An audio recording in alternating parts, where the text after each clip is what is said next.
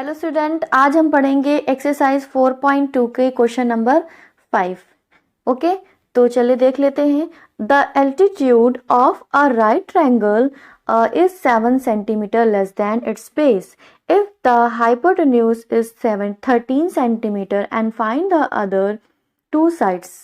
मतलब कि कह रहा है कि जो एल्टीट्यूड है, एल्टीट्यूड मीन्स की हाइट, राइट एंगल ट्रायंगल। तो पहले हम एक राइट एंगल ट्रायंगल बना लेते हैं। ठीक है, ये एक हमारे पास क्या है, राइट एंगल ट्रायंगल, जिसमें कि एक जो है एंगल 90 डिग्री का होता है, उसे हम राइट एंगल ट्रायंगल कहते हैं। ये तो बहुत बेसिक सी बात है, आपको पता ही होगी। और हाइट क्या, हाइट जो है इसकी, altitude of a right angle triangle is 7 centimetre. आप एकदम आसानी से नहीं बताया कि इसकी हाइट 7 सेंटीमीटर है। 7 centimetre less than it's base, base से कितनी है, 7 सेंटीमीटर कम है। ठीक है, हाइट जो भी इसकी है वो बेस से 7 सेंटीमीटर लेस देन है। तो हम इसमें देख लेते हैं कि ये क्या है, हमारा बेस है। राइट एंगल ट्रायंगल में ये बेस होता है। इसे अगर हम एक्स ले लेते हैं, क्या ले लेते हैं, एक्स ले लेते हैं, तो इसकी जो हाइट है, जिसे हम कहते हैं एल्टीट्यूड, ये क्या है, इससे यहाँ पे देखिए दिया हुआ है 7 centimetre less than it's base, base से 7 कम। तो बेस हमारा x है, बेस से 7 कम कर देंगे तो वो जो आएगा, मान लीजिए बेस यहाँ 9 है, तो 9 में से 7 कम करेंगे तो इसकी हाइट 2 आएगी।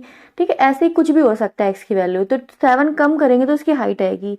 If the hypotenuse is 13 centimetre, hypotenuse क्या होती है, एंगल के जस्ट सामने वाला, 90 डिग्री के एंगल के जस्ट सामने जो साइड्स होती है उसे हाइपोटेन्यूज कहते हैं, जो कि दिया हुआ है 13 सेंटीमीटर। ओके, चलिए हम इसे क्या करेंगे, हम इसे पाइथागोरस थ्योरम के से सॉल्व कर लेते हैं।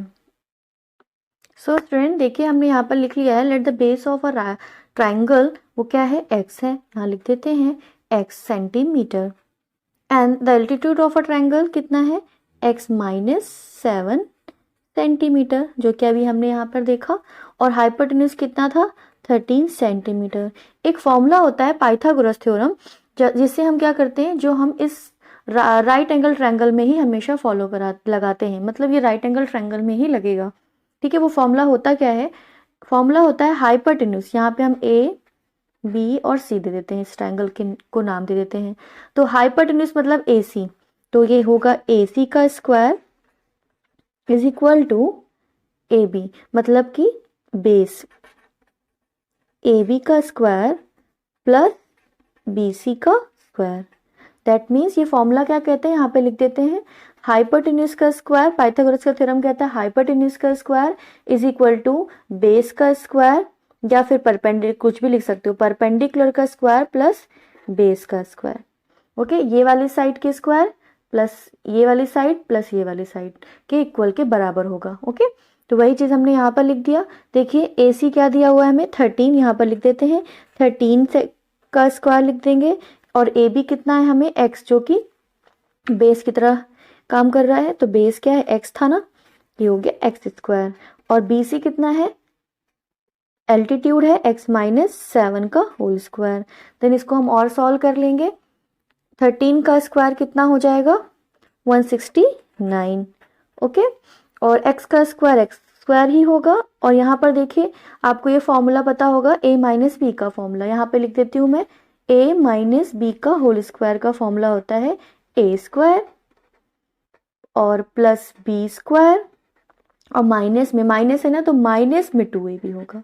ओके, ये फॉर्मूला मैं पहले भी बता चुकी हूँ, a square minus B square minus 2ab, a square plus B square minus 2ab होता है। ओके, तो यहाँ भी देखिए a क्या है, x स्क्वायर है, b कौन है, 7, तो क्या करेंगे हम, 7 का स्क्वायर प्लस 7 का स्क्वायर, और माइनस में 2, a कौन है, x, और b कौन है, 7, तो 2ab। ओके, इसको हमने यहाँ पर रख दिया। अब ये देखिए 169 ऐसे ही रहेगा, और यहाँ देखिए x स्क्वायर और x स्क्वायर कितना हो जाएगा, 2x स्क्वायर, और 7 का स्क्वायर मतलब कि 49। देन इसको और सॉल्व कर लेंगे। यहाँ पर देखिए 7 2 ज़ा 14, और यहाँ पर x 14x हो गया। ठीक है, अब क्या करेंगे, इस चीज को हम इधर इस साइड लेकर आएंगे। ठीक है, 2x स्क्वायर, और फिर उसके बाद पहले x स्क्वायर वाले टर्म को रखेंगे, फिर x को, क्योंकि क्वाड्रेटिक इक्वेशन की स्टैंडर्ड फॉर्म तो आप जानते ही, पहले x स्क्वायर होता है, फिर x स्क्वायर, फिर x वाला टर्म होता है, फिर कांस्टेंट होता है, तो फिर x स्क्वायर x वाले टर्म को रख देंगे 14x। ओके, फिर किसको रखेंगे हम, कांस्टेंट वाले टर्म को। तो कांस्टेंट क्या है, 49 है। देन इसको उधर लेकर आए हैं तो -169 हो जाएगा। क्यों, क्योंकि यहाँ पे पॉजिटिव में है तो उसकी दूसरी साइड जाता है तो वो किस में हो जाता है, नेगेटिव में। इज इक्वल टू क्या बचा, 0। देन इसको और सॉल्व कर लीजिए, 2x² -14x, और इसको जब हम सॉल्व करेंगे 169 में से 49 जाएगा तो कितना बचेगा, 120। 120 लेकिन किस में, इन दोनों में देखिए बड़ा कौन है, ये 169 तो माइनस में लगेगा, इज इक्वल टू 0। ये हमें आ गई है क्या, क्वाड्रेटिक इक्वेशन। इसको अभी हम और सिंप्लीफाई कर सकते हैं, कैसे, यहाँ देखिए 2 इसमें भी है, 2 इसमें भी मिल सकता है, 2 × 7, और 2 इसमें भी मिल सकता है। ओके, तो इसको 2 से क्या कर, डिवाइड बाई, यहाँ पे लिख देती हूँ, डिवाइड बाई 2 बोथ साइड, ठीक है, डिवाइड कर दीजिए तो ये हो जाएगा x²। यहाँ से 2 से डिवाइड किया तो यहाँ पे क्या बचेगा, x² माइनस, यहाँ पे नीचे 2 से डिवाइड करोगे तो कितना आएगा, 7x, और फिर -2 से 2 × 6 = 12, 0 इज इक्वल टू 0 आ जाएगा। तो ये हमें जो मिली है ये हमें क्वाड्रेटिक इक्वेशन मिल गई है। अब हम क्या करेंगे, इस क्वाड्रेटिक इक्वेशन को सॉल्व करेंगे और यहाँ पर हम x की वैल्यू फाइंड करेंगे। सो स्टूडेंट, चलिए इस क्वाड्रेटिक इक्वेशन को सॉल्व कर लेते हैं। इसमें क्या है, देखिए मैंने पहले ही बताया था कि क्या करना रहता है, अगर फैक्टराइजेशन मेथड से हम करेंगे तो इस 60 को यहाँ पर देखिए कांस्टेंट को और कोफिशिएंट ऑफ x² को यहाँ मल्टीप्लाई करा देते हैं। यहाँ पे कौन है, 1 है, तो 1 और 60 को मल्टीप्लाई करेंगे 60 ही आएगा। देन 60 को ऐसे हमें तोड़ना है कि वो क्या आ जाए, मल्टीप्लाई करने पे तो 60 आए लेकिन प्लस या माइनस करने पे 7 आना चाहिए। देखिए 60 है तो 60 को हम लोग क्या कर लेते हैं, फैक्टर कर लेते हैं, 2 से करते हैं, 2 × 3 = 6, 0। देन फिर 2 × 1 = 2, 2 × 5 = 10, फिर ये जाएगा 5 से, 5 × 3 = 15, और ये जाएगा किससे, 3 से, 3 × 1 = 3। इसको ऐसे करना है कि हमें 7 मिल जाए। तो 7 कैसे मिलेगा, 5 3 देखिए यहाँ पे क्या मिल जाता है, हम ये कर लेंगे, इसको हम क्या करेंगे, इससे मल्टीप्लाई करेंगे, 2 × 2 = 4, 4 × 3 = 2 × 2 = 4 और 4 × 3 = 12। यहाँ से हमें 12 मिल गया और ये है 5, तो 12 और जो 5 है, 12 - 5 करेंगे तो हमें 7 मिलेगा कि नहीं मिलेगा, मिलेगा ना, ठीक है। और 12 × 5 = 60 भी होता है। तो यहाँ पे देखिए, लेकिन हमें दिख रहा है यहाँ पे माइनस में 7 लाना है, तो आप क्या करिए, छोटे में से बड़े को माइनस करेंगे तो आपको निगेटिव नंबर मिलेगा, ठीक है। पॉजिटिव, बड़े से अगर छोटा माइनस करते हो तो पॉजिटिव आ जाना है। देन हम यहाँ पे इसको लिख लेते हैं, देखिए इस इक्वेशन को हम उतार लेते हैं, x² - 7x और -60 = 0। चलिए इसको सॉल्व करते हैं, क्या आ जाएगा ये, x² माइनस, इस -7x की जगह पे क्या रखेंगे हम लोग, -5 +5 सॉरी +5 और -12x लिखेंगे। देखिए +5 -12x, माइनस किया इसमें से तो 7x आएगा, बड़ा 12 था इसलिए माइनस का सिंबल, और -16, 60 = 0। अब देखिए इन दोनों में से क्या कॉमन दिख रहा है, इसके बाद क्या करते थे हम, कॉमन लेते थे। इन दोनों में x ही कॉमन दिख रहा है और कुछ नहीं दिख रहा है, तो यहाँ से x² में 2x है, दैट मीन्स एक x बाहर चला गया तो 1 बचेगा, और यहाँ पे देखिए 1x किया तो यहाँ पे 5 बचेगा सिर्फ। अब इन दोनों में माइनस साइन है तो माइनस साइन को हम ले लेते हैं कॉमन, और यहाँ से 12 कॉमन ले सकते हैं। क्यों 12 कॉमन लिया, 12 इसलिए लिया क्योंकि यहाँ से निगेटिव हो गया तो निगेटिव चला गया तो ये वैसे ही पॉजिटिव, और यहाँ से 12 भी चला गया तो यहाँ x बचा। 12 इसलिए लिया क्योंकि 12 ये भी दे सकता है और ये भी, 12 × 5 = 60, ठीक है। यहाँ पर देखिए माइनस कॉमन हो गया तो ये पॉजिटिव हो जाएगा ये वाला, और यहाँ पर देखिए 60 मीन्स होता है क्या, 12 × 5 = 60, तो 12 अगर बाहर कॉमन हो गया है तो बचेगा क्या अंदर, 5, तो यहाँ लिखेंगे 5। अब यहाँ पे हम देखकर एक चीज समझ गए हैं कि ये दोनों चीज देखिए ब्रैकेट सेम आ गया, दैट मीन्स हमारा जितना भी हम क्वेश्चन सॉल्व कर रहे थे वो सही था। ये दोनों ब्रैकेट वाले जो चीजें हैं वो हमें सेम आना चाहिए। चलिए अब ये दोनों भी सेम आ गए तो इनको भी कॉमन ले लेते हैं, x + 5 कॉमन हो गया तो यहाँ क्या बचेगा, ये चला गया तो बचेगा x यहाँ पर, और फिर माइनस का सिंबल, फिर यहाँ से ये चला गया, बचेगा 12 = 0। अब निकालेंगे हम रूट्स फॉर रूट्स के लिए हम क्या करेंगे, देखिए ये भी 0 के इक्वल है, ये भी 0 के इक्वल है, तो दोनों को 0 के इक्वल लिख देंगे सबसे पहले। तो और x minus 12 is equal to 0। हम यहाँ देखेंगे कि जब हम यहाँ पे x की वैल्यू निकालेंगे तो 5 को उधर भेजेंगे, 5 कैसा हो जाएगा, निगेटिव हो जाएगा, -5। ठीक है, एक x की वैल्यू हमारे ये मिल गई। और यहाँ से देखिए इस 12 को उधर भेजेंगे तो माइनस में था, इधर क्या हो जाएगा, प्लस में, तो एक x की वैल्यू मिल गई प्लस में। जरा सोचिए क्या हम माइनस वाले नंबर को ले सकते हैं, x की वैल्यू माइनस लेंगे। ठीक है, कोई भी साइड माइनस में कैसे आप खींचोगे, क्या माइनस में कोई साइड आती है, नहीं। तो ये जो हमारे पास है ये है -5 नॉट वैलिड, इसको लिख दीजिए नॉट वैलिड। क्यों, क्योंकि किसी की साइड आप -5 सेंटीमीटर लाइन खींच सकते हो, नहीं खींच सकते हो ना, तो फिर किसी की साइड जो है माइनस में नहीं होगी। ओके, अब हम क्या करेंगे, मेरे पास एक ही वैल्यू बची है, तो x इज इक्वल टू आ गया 12। x क्या था, x क्या था, यहाँ देख लीजिए, ये था बेस ऑफ अ ट्रायंगल, तो x बेस कितना हो गया, base is equal to, base हो गया 12। तो अब हमें निकालना क्या है, एल्टीट्यूड मतलब कि height, altitude of triangle. Altitude of triangle क्या था, x माइनस 7 था, और जो कि हमें x मिल चुका है 12, तो 12 माइनस 7 इज इक्वल टू हो गया 5। तो एल्टीट्यूड ऑफ ट्रायंगल 5 है और बेस कितना आ गया 12। दोनों ही चीज हमें दोनों साइड मिल गई, बेस भी मिल गया और हाइट भी मिल गई। ओके, और हाइपोटेन्यूज तो दिया ही था, तो हमें आंसर फाइंड हो गया, यही हमें निकालना था। ओके, तो हम लोग अब next question, now we will solve question number 6, that is a cottage industry produce a certain number of poetry articles in a day. It was observed on a particular day that the cost of production of each articles was 3 more than twice the number of articles produced on that day. If the total cost of production on that day was rupees 90, find the number of articles produced and the cost of each articles.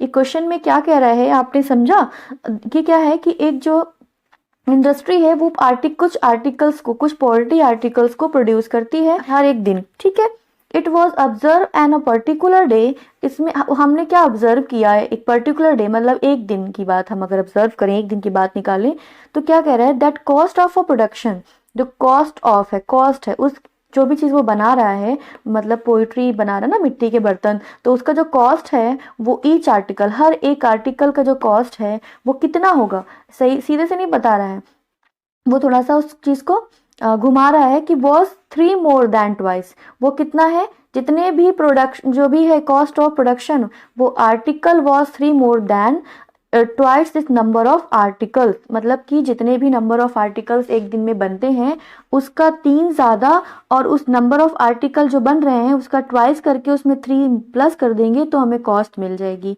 Okay, the cost of a production of a that day was 90 rupees. अगर उस दिन जो है इसने इतना बता दिया है कि उस दिन कितना 90 रुपीज का प्रोडक्शन जो है प्रोडक्शन हुआ, मतलब टोटल कॉस्ट जो है 90 रुपीज, मान लो उस दिन जो है 90 रुपीज का बन गया, मतलब उसमें नंबर ऑफ आर्टिकल्स भी होगा और कितने रुपए का है, एक आर्टिकल उन दोनों का मल्टीप्लाई किए होंगे तभी 90 आया होगा, तो टोटल दे दिया गया है। The find the number of article produce and the cost of each. तो सबसे पहले हम क्या मानेंगे, सबसे पहले हम मान लेते हैं that the number of article, क्या मानेंगे, कितने नंबर ऑफ आर्टिकल्स वो एक दिन में बनाता है, number of article,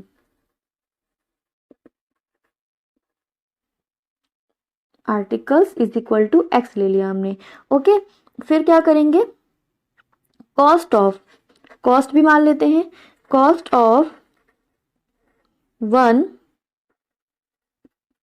article is equal to कितना होगा, कॉस्ट जो बताया है वो कैसे बताया था, यहाँ पे ध्यान दीजिए, यहाँ से कॉस्ट बता रहा है ये कि जो कॉस्ट है वो 3 ज्यादा है और ट्वाइस है नंबर ऑफ आर्टिकल से। नंबर ऑफ आर्टिकल हमने अभी माना एक्स है, तो नंबर ऑफ आर्टिकल्स का ट्वाइस है, ट्वाइस मतलब डबल है, एंड 3 ज्यादा है, 3 मोर, तो +3 कर दिए, तो वही कॉस्ट है, यही बता रहा था। ठीक है,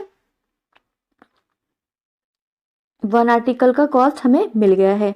फिर क्वेश्चन क्या कह रहा है कि जो टोटल कॉस्ट हुआ है उस दिन, तो वो कितना 90 रुपीज़ है। तो 90 रुपीज़ कहाँ से आया होगा, जितना सामान आपका है और एक सामान कितने का है उन दोनों का मल्टीप्लाई करेंगे तो आपको मिल जाएगा कि टोटल कितने रुपए का मिला।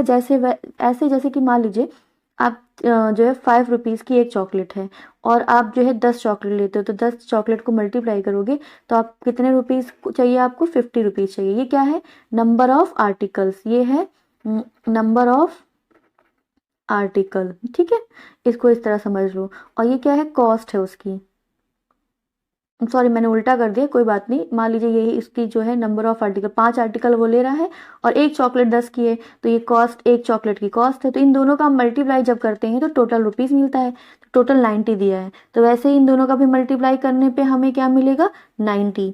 तो देखिए क्या कर लेते हैं, अकॉर्डिंग टू क्वेश्चन इनका और इनका मल्टीपल कितना आएगा, एक्स क्या है, नंबर ऑफ आर्टिकल मतलब कितने आर्टिकल वो बनाया है, और कॉस्ट से मल्टीप्लाई कर देंगे, वन कॉस्ट से, वन आर्टिकल का जो कॉस्ट है उनसे मल्टीप्लाई करेंगे तो टोटल कितने रुपए हैं, 90 रुपीज़ है। ओके, तो आ जाएंगे। देन अब हम क्या करेंगे, इसको और अच्छे से इसको सॉल्व कर लेते हैं।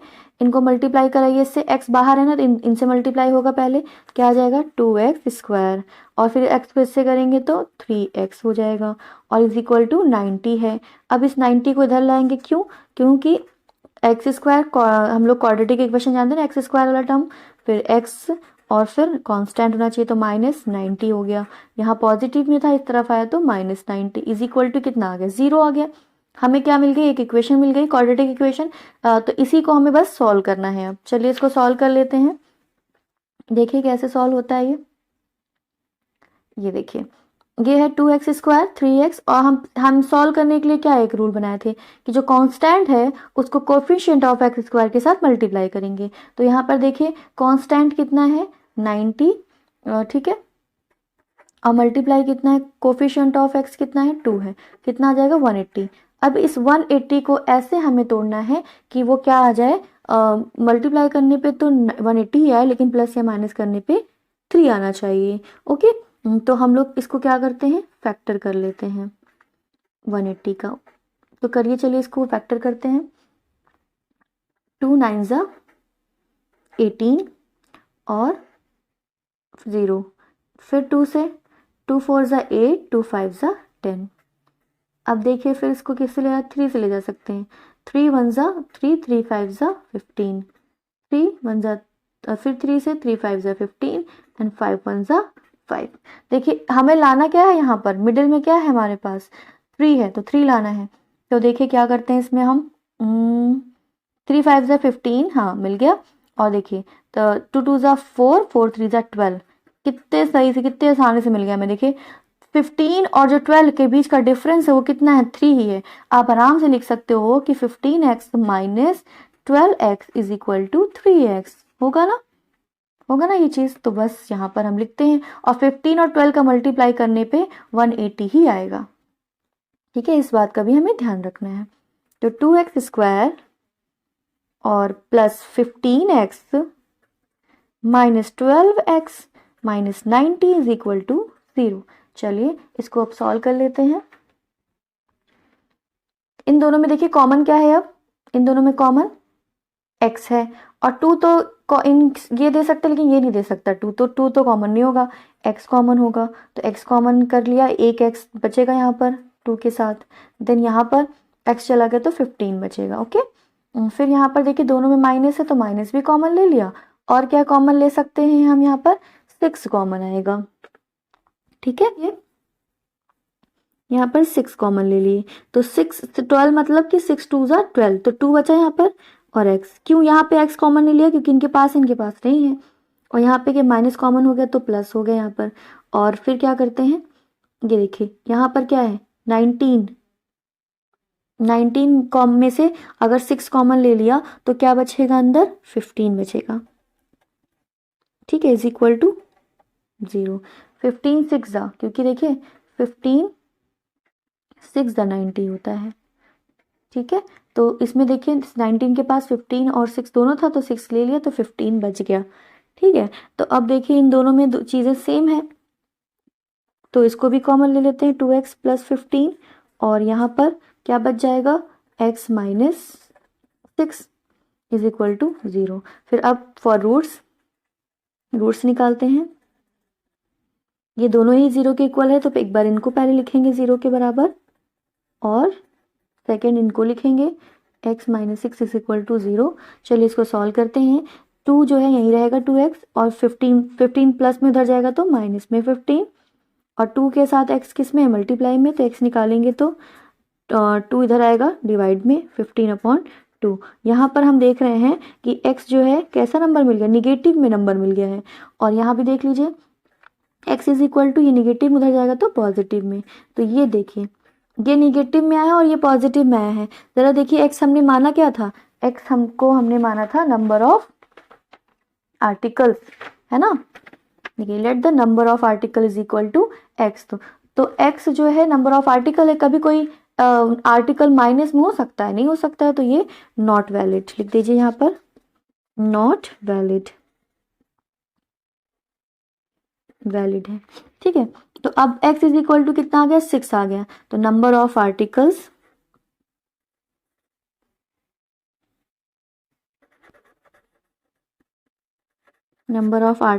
इज इक्वल टू 6 और the cost of one article क्या हो जाएगा, कॉस्ट ऑफ वन